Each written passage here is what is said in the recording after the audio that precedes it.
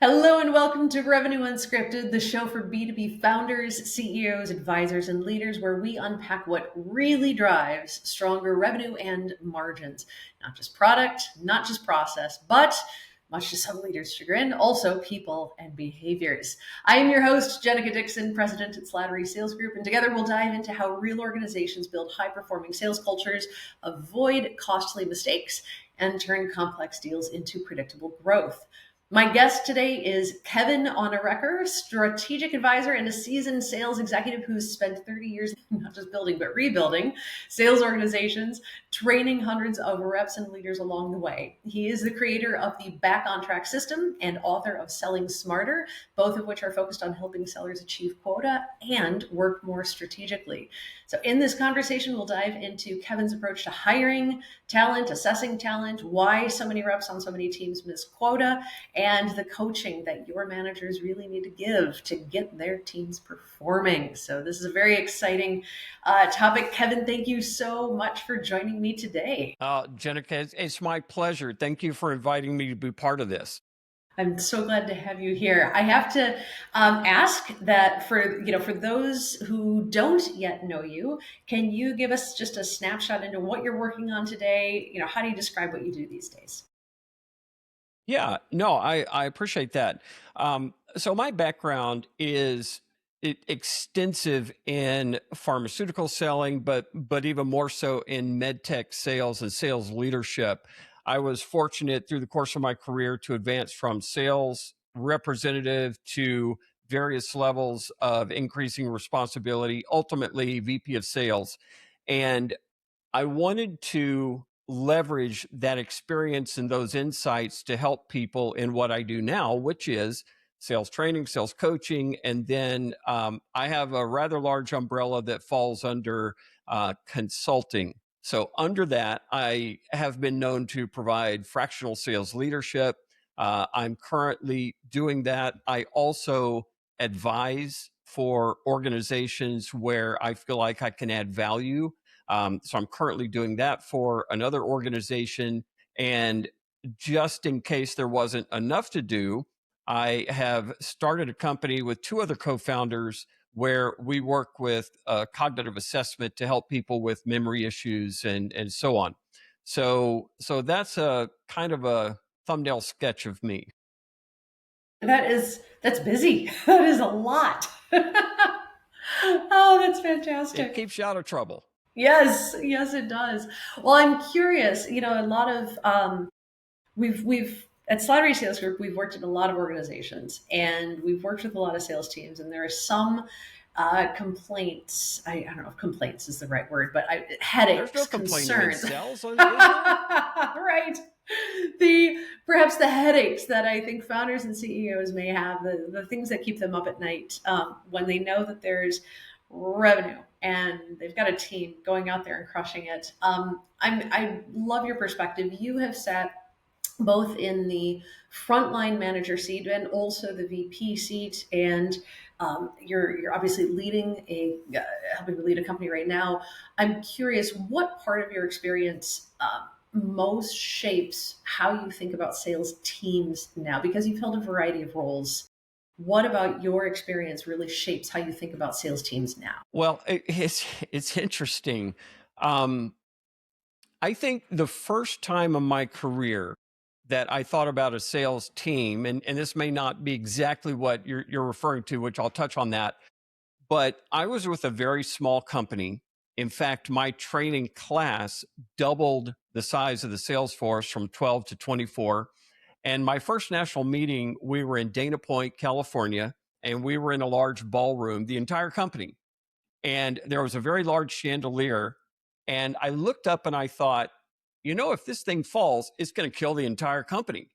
And Wow. at that moment, it began to impress upon me how important my individual role was, and literally every person in that company, how important we all were, because in a large company, sometimes you feel like you're just a number.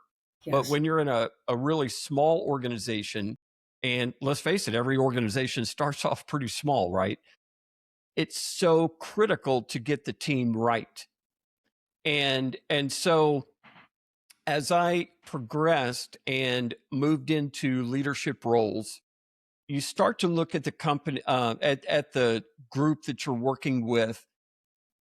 Some groups I've been a part of have been, closer than others. Some have performed better than others, but there's always common threads. The top sellers, it comes down to attitudinal attributes, right? They're driven, they're motivated, they want to excel. You don't have to, quote unquote, motivate them. You can certainly help with that, but they are motivated on their own, They've got to and bring they that to the want game. to get better. Yep. Yeah, they want to get better. They want to perform. They want to earn. They want to position themselves for advancement, all of those things. And so, that kind of individual, the more you can have on your team, the better. It makes the manager look way better when you have more rather than less of those folks. But and I would also say, as a hiring manager, I think that the hiring process is for one, a lot of times underrated, underappreciated, undervalued, but it is the most important skill set. Well, one of the two most important skill sets a manager has to have, because at the end of the day, you're only as good as your team. So you need to have a great team. Yes. Oh my goodness. I love that. And I got to go back a moment when you're talking about the chandelier. I kid you not, it was like 4 days ago that we've been waiting years for this. I finally took the kids, my husband and I took our kids to see Phantom of the Opera, where there was a chandelier and it fell. It was awesome. So your timing is amazing. Exactly.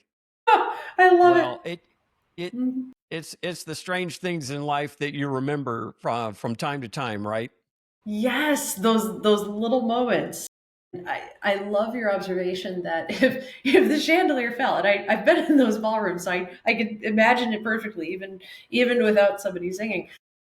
The the chandelier coming down and thinking this will take out the whole company, because I mean all the revenue will be going away.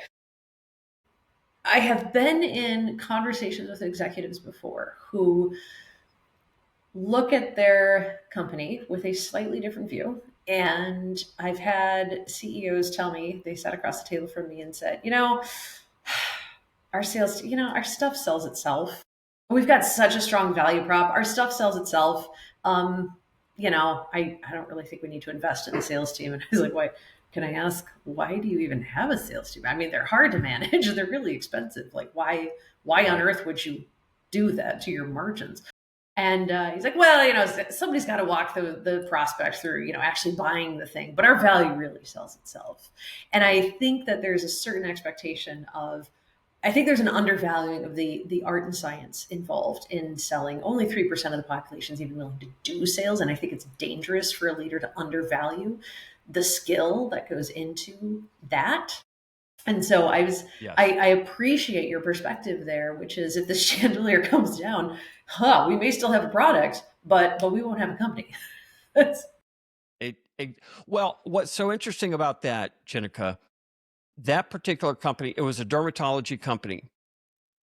And I was having dinner with our national sales manager one time, and I'll always be grateful to her name. Or to her, her name is Carolyn Logan. She's retired at this point, but she was terrific. She was very instrumental in that part of my career. But I had a conversation with her, and I said, Carolyn, if we're honest with ourselves, these products, they're good products. They work. They stand on their own 2 feet. They do what they're supposed to do. But if we stopped promoting these products, they would go away in 6 months. And she said, Kevin, you're absolutely right. And obviously I'm biased, right? I'm not even going to pretend to back away from that.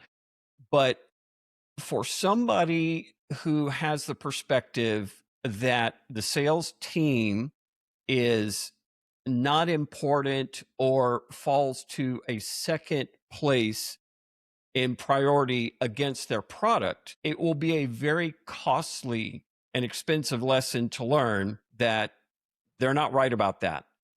That's And so the true. product always matters, always. Yes. But things progress.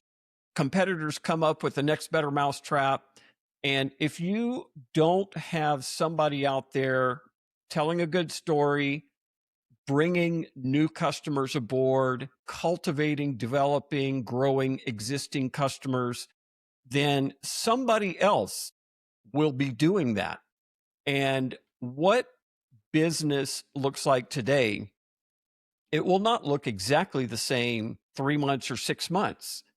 And that's the thing about selling. And I think sometimes salespeople and maybe, leadership underappreciates what you see today was earned and developed 3 months ago, 12 months ago. And we're only seeing the result today. There's always a lag. And so if someone looks and they say, hey, things are pretty good, I'm pretty happy, pretty satisfied, how important? Well, give it a few months and then maybe there'll be a different opinion on that. Oh my goodness, that's so true. And I'm thinking of all the times that I've seen like a merger or an acquisition or some kind of purchase event that happens in the company, and new owners come in or new leaders come in, and they have a very static view. I mean, we're humans. We do have a kind of a static bias towards, if this is how it is now, this is what I have to work with. And it's like, no, no, no, no. That train left the station 6 months ago. What you make, any Exactly. changes you make now is affecting 6 months from now, and the trajectory you're on is not what you think it is. And it could be better, it could be worse, it could be anything, but we do have a static bias. Absolutely. Man, so I love that you said that hiring might be the most important skill that a leader can have. Mm. I'm curious, was there a moment that really convinced you? Well, I always felt like it was important. But again, I go back to, okay, let me, I'm a football fan, and specifically, I'm a Dallas Cowboys fan. I can't help it. It just happened when I was a young kid, couldn't get away from it. But I was struck when our last great coach, Jimmy Johnson, left. And the owner of the team said, I forget how many hundreds of coaches could have coached that group to the Super Bowl. And so they ended up splitting, and Jimmy Johnson, the coach, left and went to the Miami Dolphins. And neither the Cowboys nor the Dolphins had Super Bowl success in the next several years, which goes to show the coach does matter, right? The manager matters, but also don't overlook the team. Just because you're an excellent manager, if you don't have the players, you're not going to win. My And goodness, so yes. I think that to have the right people on the team, not only people who can produce, succeed, exceed the assigned quota, it's also the aspect of how much do they, as a professional, how much do they bring to the team? And when you have the right mix, it's just magic. I mean, it's the best job on earth to lead a team like that. But it's always a dynamic atmosphere. People leave and things change. And so a good manager is really always looking at what is the state of the team, what's the health of the team, and when changes do occur, how can I do my best to bring other people who are going to be additive to the team? And that's a challenge. It's an ongoing challenge. Yes, it is. And I love what you're saying there, because there's one of the things that my dad and I have helped our clients with for many years is, they come to us and they say, we want to grow our sales team. Can you help us find some top performers? And one of the things that we sit down with them and clarify is, okay, let's say that you want to put together, a team of NBA All Stars, right? You really want to go have an NBA team. Great. Let's maybe make sure we're not hiring figure skaters. Like, I don't care if they're Olympic athletes. Let's make sure that they've got the height and the strength and the speed that you want. Because if you're putting together a championship basketball team, there are certain attributes you're looking for, and those are going to be different than the attributes on a sumo wrestling Olympic team, and those are going to be different than the attributes on the Olympic gymnast team. Like there are different attributes. You can have a team of Olympic all-stars, but you got to make sure you're playing the right sport and you've got the right athlete for the right sport. And sales is very similar. I mean, you've talked about there are certain things they bring to the game, that attitude, that commitment, that willingness to do the hard thing that so many people aren't willing to do. And I'm curious, in your experience, as you've talked about, they need to have knowledge, they need to have experience, but they also need to have attitude. And I'm curious, as you think about the top performers that you've seen in your career, where do you see the real leverage coming from in those top performers? Well, like you said, they have to have a certain knowledge base. They also have to have a certain skill set. The professional skills that we utilize in sales, which are actually extensive, right? Yeah. But the attitude matters so much. And as you were asking your question, I just had a vision. One of my very favorite people I worked with was a rep back in my Nestle days. And she was very quiet, very unassuming. And if you were to have a room full of people and I said, hey, Jennica, go pick out who's the number one rep in her company, go pick her out, she would not be the one you would expect. She's just That's quiet, awesome. unassuming. Yeah. But we were meeting for breakfast ahead of a pretty busy day. And she comes swaggering in, and I thought, wow, this is not like her. And I said, Julie, what's up? And she said, I'm going to get a hospital today.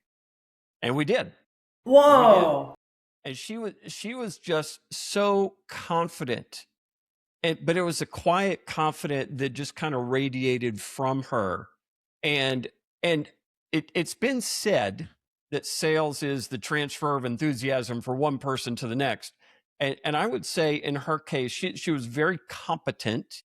She knew her stuff, but she radiated a confidence that just led to trust.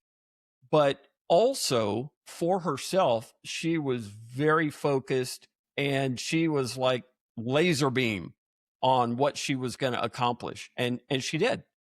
That's awesome. Awesome. And I think that kind of attitude is so important. And I also think, salespeople are an interesting bunch because some people will say, oh, that guy's really cocky or that gal's really cocky. Well, obviously we don't want cocky, but there has to be an underlying self-confidence that is able to withstand the challenges and difficulties and enable the person to be ready and able to strike when the opportunity is there. And so that takes a lot of resilience, and it bumps right up against cockiness, but it's not cockiness, right? It's just a deep self-confidence. I love that. And you're tapping into something that's so true there. So I grew up in this world of sales training, right? The company was started when I was a toddler. So I was plopped in the back of my parents' training center all the time because it's cheaper than babysitters when you have a family business. And so I grew up going to all the conferences and listening to all the speeches. And I concluded that the 20th century was the age of self-help and motivational speeches and every sports analogy under the sun. And so I've heard it all. And I remember thinking about all of these motivational speeches that were really encouraging people to be confident, and how often, and you've hit on something so key, there is a line between confident and cocky. And in our particular sales training, when my dad and I are working with sales teams, there are people who still kind of carry some of that, motivational speaking out of the 20th century with them today. And they get nervous when we encourage them, like, you got to be confident, but let's also build some humility into this. And they kind of get a panic in their eyes. It's only sometimes, but every once in a while, there's the guy in there that's like, no, I need to be confident. We're like, that's across the line. Like, we're over the line. We got to pull it back a little bit with humility. And it's such a fascinating thing. Some of the top sellers that we've ever seen are exactly what you described, where They are confident, but it's almost like an under the radar confidence where they're not rattled. They're incredibly resilient. You can't shake them. They do not have a need to be liked. And therefore it's a humble type of confidence. It doesn't cross over into that cocky confidence that so many people came out of Absolutely. those conferences with. Well, and just to be clear too, it's not something you're born with, like, hey, this is just the way this person is, right? They're confident because they're knowledgeable and they're prepared. And so they've done the work that goes into all the preparation, all the hours of study and learning, and everything they need to do to be confident in themselves in the moment. That's really, I think, what's really important, because Tom Hopkins once said in his book How to Master the Art of Selling, he said what a lot of salespeople miss, especially when they're new, is that the window for business is exceedingly short. In a meeting, in other words, you're talking with somebody, it comes very quickly, and you have to be able to capture it in the moment. And if you're not able to, you might still be talking to somebody, but you're not doing business anymore. You're just waiting for the meet. They're waiting for the meeting to end so you can leave. Um, you know, but when you're prepared, and when you're watching, and when you're ready to exploit the moment in a positive sense, Right? Yeah. then you have a confidence, and you radiate that confidence. And because you're knowledgeable and confident, the person you're talking to looks at that and feels a confidence in you as well.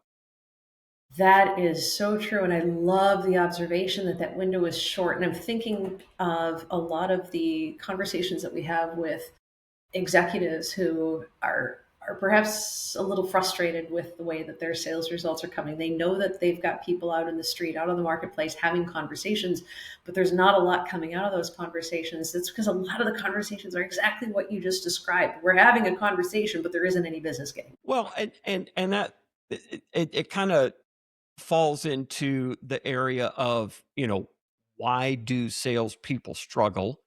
And a lot of times salespeople have this sense that, okay, I'm not saying the right thing, so I'm just going to keep talking and talking and talking until magically the right thing comes out. Right. And Yes. and And and that's oh, just not, yeah, that's just not it, right? It's not. right. In fact, that's a detriment to them, Yes, but it they does. don't realize it. No, it crushes their margins, and they don't necessarily realize that. Yeah. Hmm. Yeah, and it's Exactly. And so if they do a good job of really understanding the customer, then they can present what is of value that's going to help to either meet the need, answer the question, resolve the problem, help achieve their aspirations, whatever it is that they're trying to do for their customer. Then they can bring the right solution at the right time. Now there's interest. Now there's a real selling conversation that's productive for both sides, right? But just to spew all the features and benefits they can remember, it's not effective. In fact, it's detrimental. it is. It is because the next thing out of the prospect's mouth is, well, how much does that cost? And let me put you on a spreadsheet where you're up against your competitors. Everything looks exactly the same, and now you're column fodder. And once it's a commodity, we're going to lowest price, and it's just a Exactly. crush. Exactly. And so I love, you pointed out before that in a lot of organizations, and I can vouch for this, the stats back it up, half or more of reps miss quota. And I'm curious from Yes. your vantage point, why is that so common? What are the factors that might be driving Yeah. that? Well, okay. So there's two sides to the coin, right?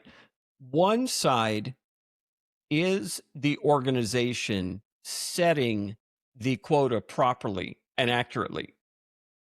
And I will tell you, from having been in way too many quota setting meetings from the highest level, right, as a manager, also as a VP of sales, um, that is a challenging That is a very challenging thing to get right. Yeah. Now, and some organization, I tried to be very methodical in setting the quotas. At the same time, I remember when I was at a very large organization, we were at a manager meeting and discussing quotas. And one fella said, well, everybody knows you just add 10% and that's it. I just thought that's the most absurd thing I've ever heard. I mean, if reps actually knew there was no more thought given than that, everybody would leave, Yes. right? And go to a real company that actually was trying to do things the right way. And that's not what we did ultimately, but that was how the meeting started off.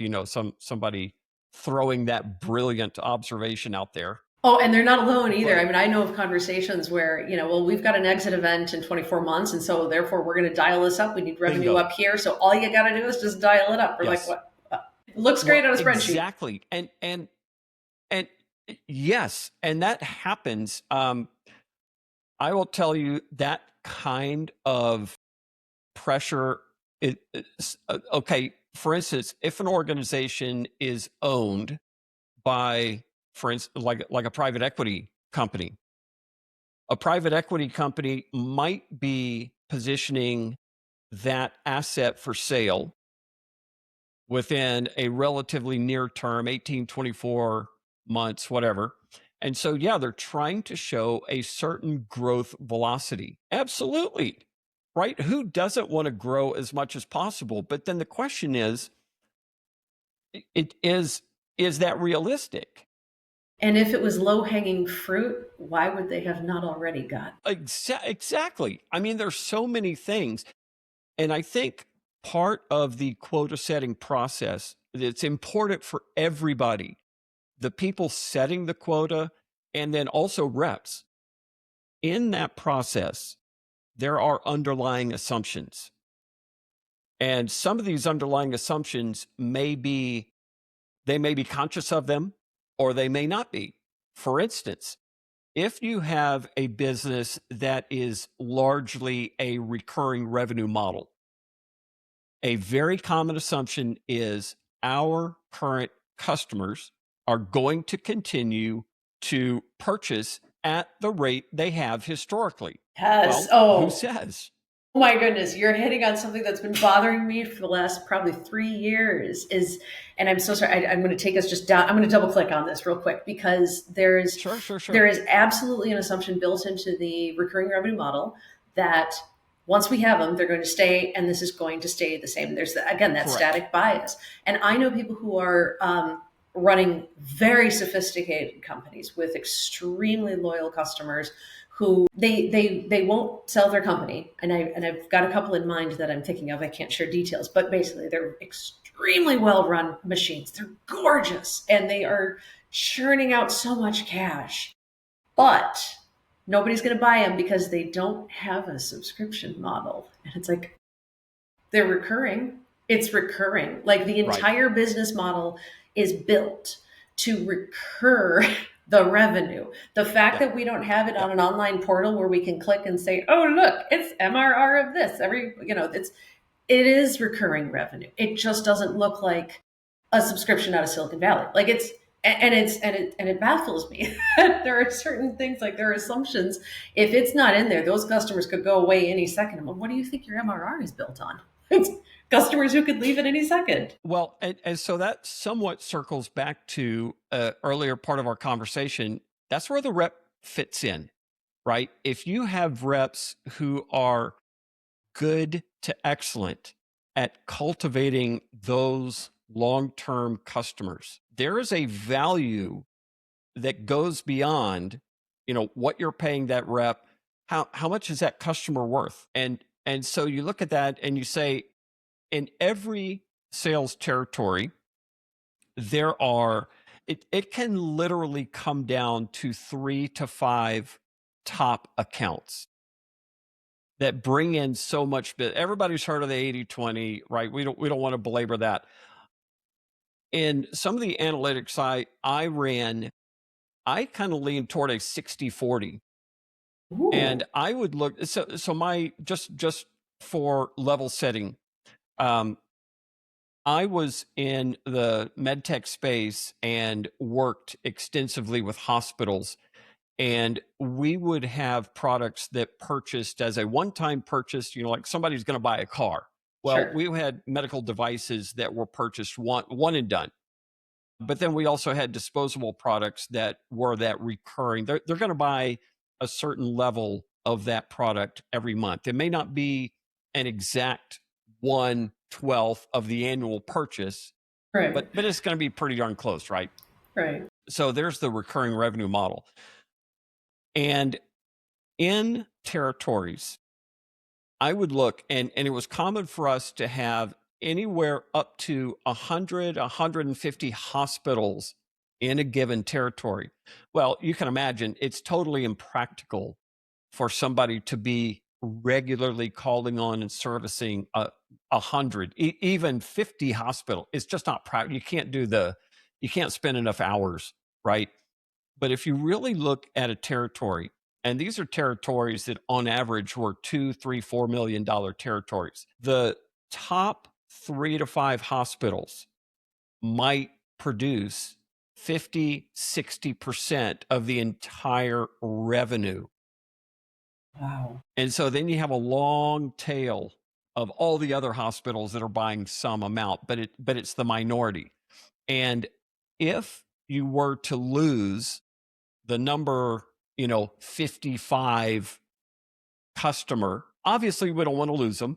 But if we did, we're just not going to feel it, right? It's a half a percentage point that they add to the total revenue for the territory. It's a rounding error. But you lose your number 2, but you're going to feel that one a lot. And so a lot of times when people are setting quotas, they assume all of those top customers are going to continue. Well, who says? Right. But if you think about it, the interesting thing about quotas is they ultimately affect everybody the same way. The rep lives and dies with quota and quota attainment. There's only 3 possible outcomes. They make their quota dead on the nose. That's a good thing. They exceed their quota. That's even better. Or they miss their quota. And when they miss their quota, they miss out on commissions. They miss out on even their annual raise can be negative. It will be negatively affected. Their opportunity for advancement might be delayed or even negatively impacted for years. There's all sorts of things. Well, if enough of a team misses their quota, the exact same thing happens to their manager. And ultimately, if the company misses their number, the exact same thing happens to the CEO or whoever the grand poobah is, whatever the leader title. Yeah. So everybody is affected by expectations and results. And that's why the quota setting process is so essential to get right.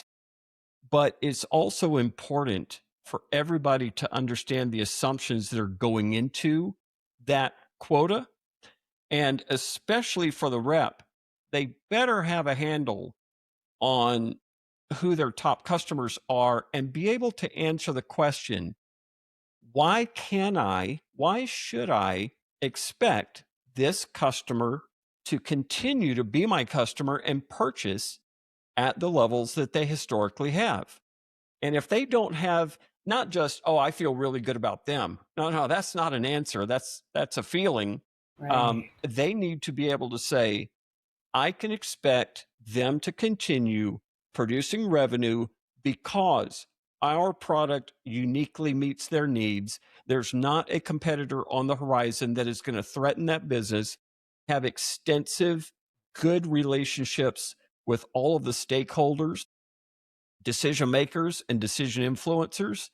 That level of relationship is spread across the organization. That's what gives me confidence that they're going to continue to be my customer through this year and into the immediate near future. If they can't say that, then that customer is potentially at risk, because every large, important customer of yours is every competitor's biggest target. Yes. Oh my goodness. We often say at Slattery, your best customer is already listed on someone else's sales forecast. You betcha. Man, Every one of them. I love that. Those are great thoughts around quota and what goes into it and the expectations around it. And it's different from forecasting. It's a different side of that coin. But the amount of thought that goes into it, I love the intentionality that you're talking about, and acknowledging some of the assumptions that go into that, because it really is critical. There is so much riding on it and people's livelihoods, quite frankly. Absolutely. Mm-hmm. Well, and let me touch on the other side real quick Mm-hmm. as it pertains to the sales rep. So why do sales reps miss quota?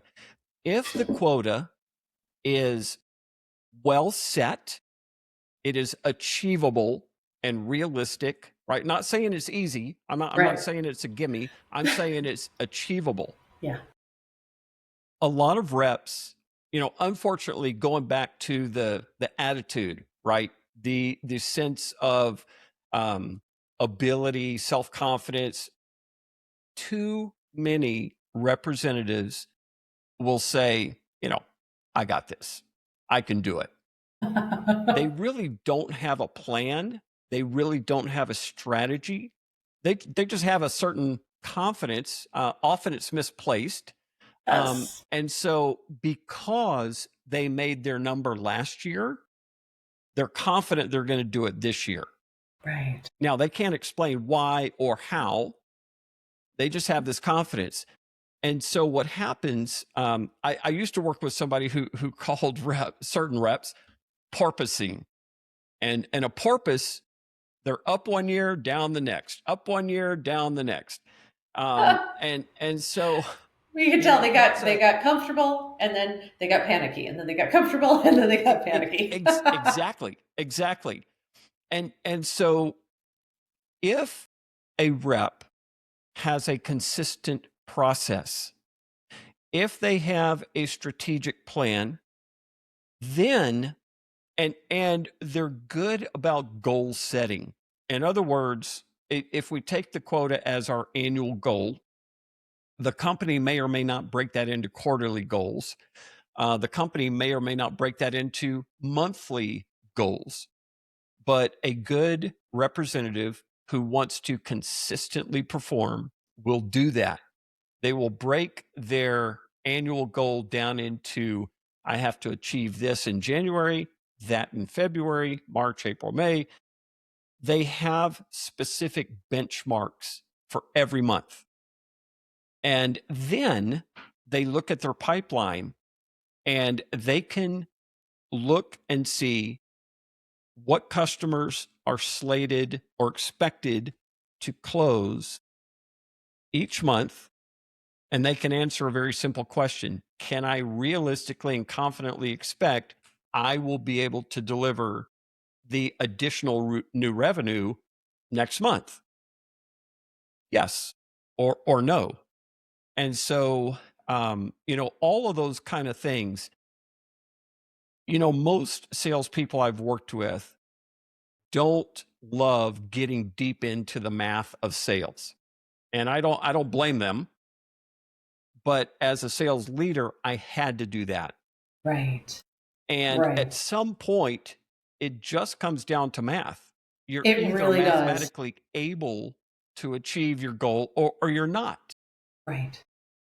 Yes, it's so true. It's funny that you're saying this, because I'm preparing for two things. I've got a client event this week, and then I have a public event next week. And the topic for both is exactly what you're talking about. It's breaking down the goal, and you've talked about this before too. I mean, you've got material on this as well, where you take down the goal and you break it down into what are the behaviors that I need to do, whether it's on Yes. a daily or weekly Yes. basis, to make sure that the goal is met. And it does take sitting down and thinking it through. It doesn't take very long, but you just reverse engineer the goal. And I think you're right that it's easy to think ahead, and it's easy to jump ahead and get right into it. And sales reps are smart. They know that if they can just jump out there and start doing the behaviors, the results will come. But what they miss is the math, because it takes a moment it takes you out of the marketplace for an hour to do it. That's a really expensive hour when you're a seller. But sitting down and doing that Yes. reverse engineering to get those numbers, and for an organization, and I mean, you've probably seen this before on the front lines of leading teams, that's where the accountability comes in. It's in the behaviors, Absolutely. not in the outcomes as much. It's really in the behaviors, and that's the Well, driver. that's the controllable part, right? Right. We can't control the market. We can't control our competition. We can't control events that happen, within or to our customers. We can control what we do. And that kind of intentionality and the discipline of follow through, that's what we can do. I love that. So let me kind of piggyback on that with another question. When you hear leaders of organizations say, we just need to close more, what are they missing? Well, they're basically missing everything that goes into selling. I love that answer. Yeah. So when I hear comments like that, the first thing I think is they have read some sales book or they've heard something, and they're, if they know anything, it's, close more. It sounds great, but that really does not take into account everything that comes before then. Right? Are we doing our analytics? Are we selecting our truly best targets? Are we able to go in and generate interest and qualify a legitimate opportunity, cultivate that opportunity? And all these things take a variety of skill sets. And closing does not, okay, let's hit a few cliches along the way. ABCs of closing, always be closing, right? That's a great one. Yes. I mean, in my mind, maybe I'm a cynic, but in my mind, I can just picture some guy coming in and starting to close before we don't even know that we have a match here. Why are you closing? I Right. mean, that's analogous to somebody asking to get married after the first date. Yes. Yes. It's a very We're transactional not there mindset. yet. Yeah, exactly. It's a very It's transactional totally mindset. transactional. Mhm. And it comes across to the customer like that, right? The customer's perception is this guy or gal, whoever, Yes. this person Yeah. is the embodiment of every sales cliche. All they care about is themselves. They don't care about me. They just want my money. And I don't even know what I'm getting. Oh my goodness. In fact, you just reminded me of we have a handful of clients who are just individual clients. They're elite sellers and they are our clients, so not their company, and they take us from company to company as we work together over the years. And I was talking to one of them recently, and he described exactly what you just described, where there was a scenario where, and I don't think it was at his company. It was somebody else he knows. It was a prospect and the seller, the individual contributor who was working on closing this long, complex sale. They had cultivated a relationship with this prospect. It was a long trust building exercise. Their leader came in, and think it was either a revenue leader or it was the CEO. I can't remember, but it was somebody who came in kind of on an executive tour of all the prospective accounts. And they came in and thinking like a really good closer, they did the thing where they offered a big discount at the end, thinking that we're at the end of the sale, and they were nowhere near the end of the sale, and it actually killed the deal. And the woman who was the prospect called up the individual contributor and said, "Listen, we were really close to doing business with you guys, but just so you understand, I am not for sale." And it killed the opportunity. And it seems really easy to fly in where you think it's the end and offer out margins and give up margins and get the deal done and get it on your books, but it is not a free move. It's not just your margins you may be giving up. It's risky. It exactly. Well, that kind of makes me think about a few things. And well, it goes back to the math of selling, right? I was once working with a company that was somewhat in desperate straits, and they just had to, they literally had to, because of commitments they had for loans and things like this. They absolutely had to have a certain number by the end of every quarter. So the end of every quarter, they would call certain people and they would say, today and today only, 25% off. And what happened was, it was interesting. I mean, think about this.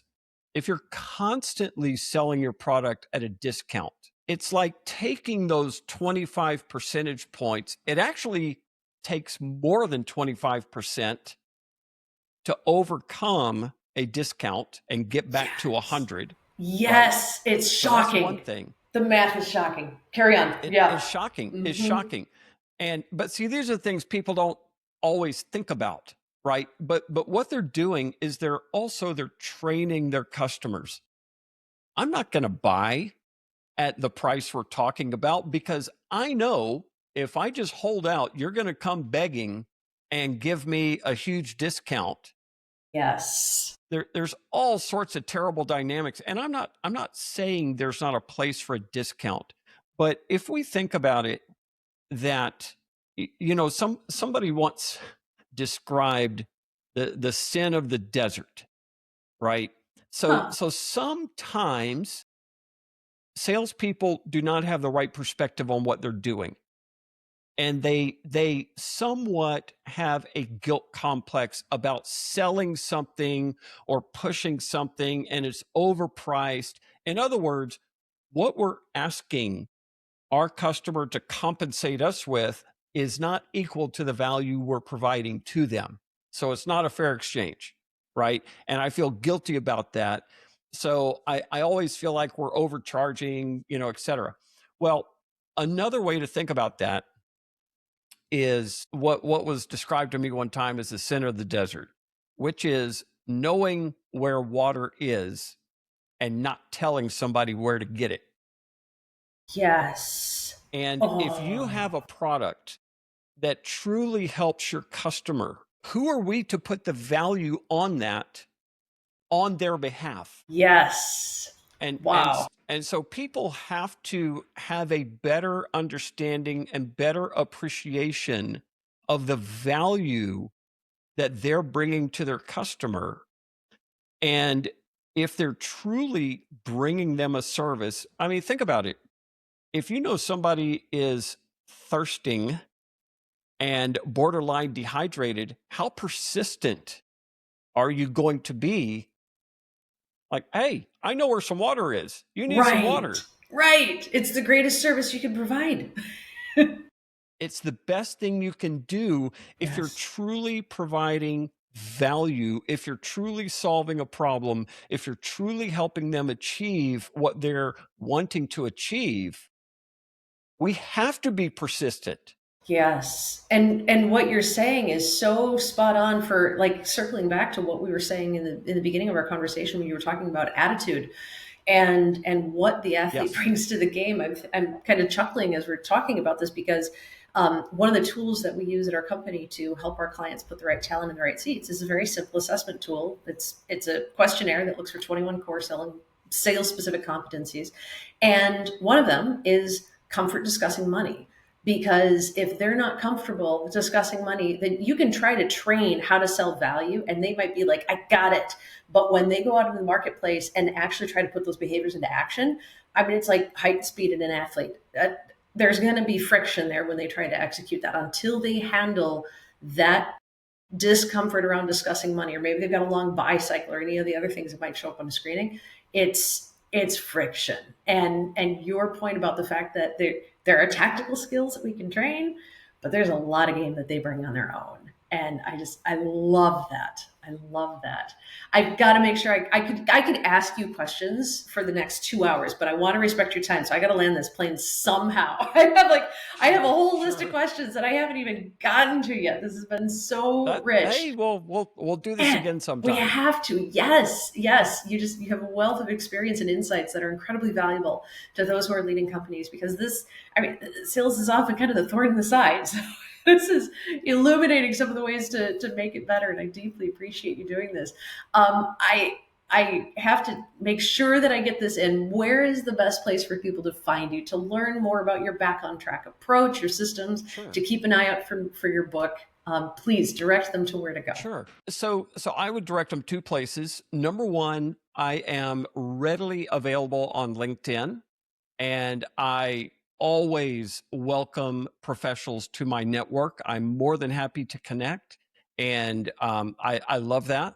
The other thing is I do have a website. It's onareckerconsulting.com, and all of my contact information is available there. My cell phone, my email, which Wow. is real, it's really creative. K Onarecker at onareckerconsulting.com. I don't know who thinks of these things, but That's all right. all of my information is available, and I am responsive to whatever way somebody wants to reach out. So if they're interested, I'm always happy to have a conversation, and if I can provide help and value to them, then awesome. Fantastic. Kevin, thank you so much. This is your insights are deep. They're fantastic. You've got boots on the ground experience here and it's incredibly valuable. And it's just a very practical and grounded way to think about helping reps hit their number. And it's you make it sound easy. So thank you. Well, we all know it's not, Right. but I'm passionate. I'm passionate about selling, and I'm passionate about salespeople because when I was a young pup sales rep, I struggled and it was Yes. frustrating. And I simply did not know how to arrive. How can I fix this? How can I do better? And I know firsthand what that feels like. I also know firsthand what it feels like to be the top of the top. And I would love to help people to experience that and overcome that feeling of, I just don't know what to do. Amazing. Thank you so much. Your willingness to be approached. Thank you so much for making yourself available to them. That is my heart as well. Well, So thank you. Jenica, thank you for having me. It's always a fun discussion to talk about sales and selling, but thank you so much. It's been a pleasure to talk with you this afternoon. Thank you so much, and we will be back. Thank you.